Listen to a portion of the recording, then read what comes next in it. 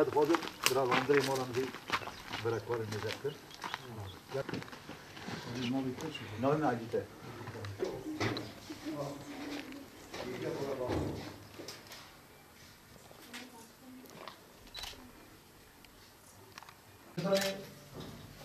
yani iyi kötü yarı devlete tek yarı sen izletti. Madem insan mağdur mu? Yani mağdur peşine değil. Ben bunu da biliyorum bak. Kalın dinler. Hele bir tür. Doğru mu? Evet. Ama ne işte? Allah Allah.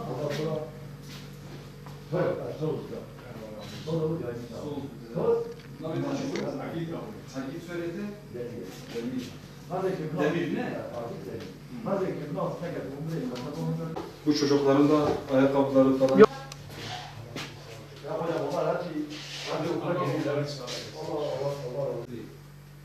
İnsan kendi cehennem mi? Hadi bir ahire deyip onu. Güzel versin. Olabilir. Biraz daha öne gitseniz hocam. Hocam biraz daha öne gitseniz. Böyle mi? Bunu söylesin.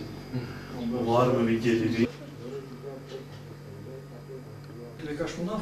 6 nüfusum vardır şu anda. Çocuklarım vardır. Eşimle birlikte 8 nüfusa bakıyorum.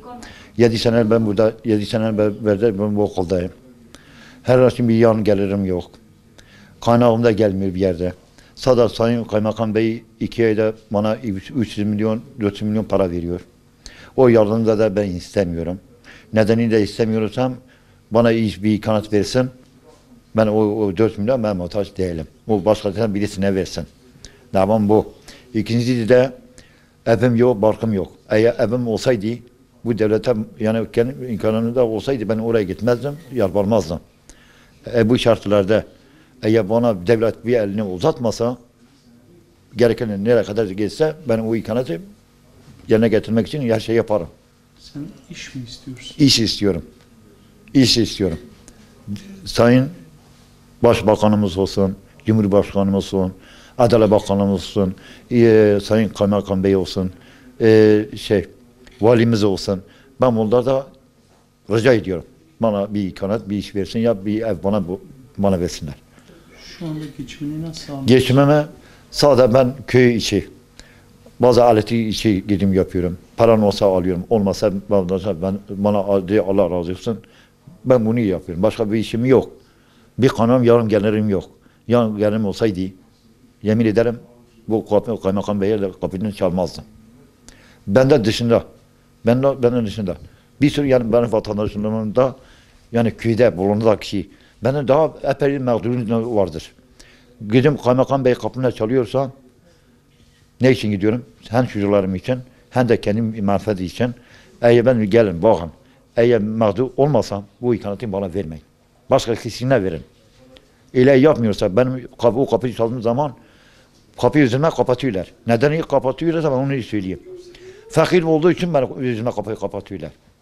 Ben de gıdada tut buraya badana kadar. Çalışma makinesim yok. Dolabım varsa o da sende onda Allah razı olsun. Bana vermişler. Burada tayin çıktı bana verdiler. Eyyan gelme olursa buğday vatandaş size onlara da Allah razı olsun buğday onlara vermişler. 1 torba 2 torba onlar ben idare ediyorum. Başka nereye getirebilirim? Okula gidiyorlar. Her 6 kişi de okula gidiyorlar. Ben önce Bayram Mahallesi'nde kalıyordum. Yukarı Mahallesi'nde kalıyordum. Dedi heyelan olduğu için evim yıkıldılar. O heylanda ben geldim buraya. Hani mecbur kaldın. Mecbur kaldığım için buraya geldim. Ettek rıcayı fiskim. Ez devleti. Bra ya iş deme ya bra ikanet ki deme. Emçi berderi kezi deri serçavi medigre. Bra van brazike devleti bra rivana apşevte. Emçi berderi ki devlet deri sakani ali ki khani kharakre. Ali ki zivan çolu çocuğa ma. Şöyle ma. Amet آدم یک بینام ادواد نه ایسان کی نه بیوان کی دنیا سری مغرب یک لمن سری بلند ناکه. Normal enerji ihtiyacı var. و تبیجی بریم هر تشتی بریم. ایتاجا ساگدیم سا جلازی هیه سولازی هیه جدا زمانی اوقلیتی دفتری وانتنی صاب قلمی وانتنی جلی وانتنی ولا جاره جلی به خاصی زفتانی چن اوقلی. بار از سبیم بوان سولا چن اوقلی. Kazi azem elber deri kezi bejim. Ebejim ya abi ya abla bidemin. Dağazam sade bira iş ki bidemin ya imkanet ki bidemin. Evet başka bir de trene başım. Hüdapar olarak Dadaş köyüne bir ziyarette bulunduk. Böyle mağdur bir ailenin olduğunu duyduk. Heyet olarak buraya geldik ancak hakikaten hayal ettiğimin çok üzerinde, pardon çok altında bir manzarayla karşılaştım.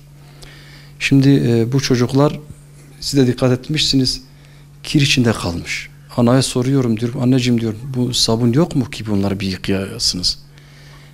Yani utana sıkıla bu evde inanın sabun yok şu anda. Yani bu çocukların yıkanılması için sabun olmadığı bir evdeyiz.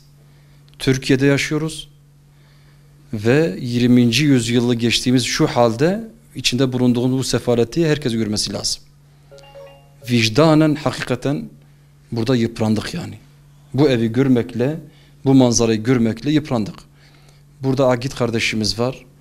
Becerikli bir kardeşimiz ancak iş yok, güç yok. İşkuruna başvurduğu halde kaç yıldır ona sıra bile gelmiyor.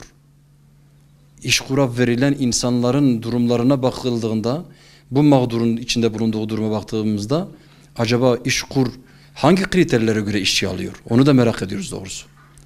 Bu çocukların, bu mazlumların acilen ekmeğe ihtiyacı var. Sabuna ihtiyacı var ve temel gıdaya ihtiyaçları var. Bunlar sağlıklı büyümeleri lazım. Diğer bir husus da okula gittikleri halde hiçbir tane çocuk okul yardımı almıyor. Bu mağdur ailenin 4 tane 5 tane çocuklarının bir tanesi bile okul harçlığı alamıyor. Bu konuda yetkililerin acilen buna müdahale olmaları lazım. Peygamber aleyhissalatü vesselam komşusu aç iken tok yatan bizden değildir diyor. Yani bu köylüler şu anda hepsi şu anda tehdit altında. Yani Peygamber aleyhissalatü vesselamın kendilerini kendi sınırının dışına atmasıyla bir tehdit altındadırlar bunlar hepsi. Çünkü komşular şu anda aç durumda. Ve bir de sosyal devlet olma hasebiyle nasıl vatandaşını bu şekilde mağdur bir şekilde bırakır ki ona da insan hayret ediyor doğrusu. Bu köylülerin komşuluk hakkı olarak bu çocuklara sahip çıkması bir. İkincisi muhtarın bu ailemizin özellikle durumunu acilen kaymakamlığa, belediye bildirmesi ve bildirilen kaymakam ve belediyenin de bu aile yardım etmesi, bu çocukların temel gıda ihtiyaçlarının giderilmesi için bu zincirleme olarak hepsine ayrı ayrı görev düşmekte. Bunu öncelikle köylüler, sonra muhtarlık, sonra belediye, kaymakamlık, valiliğe kadar sorumluluk düşüyor. Herkes bu sorumluluğu yerine getirmesi lazım.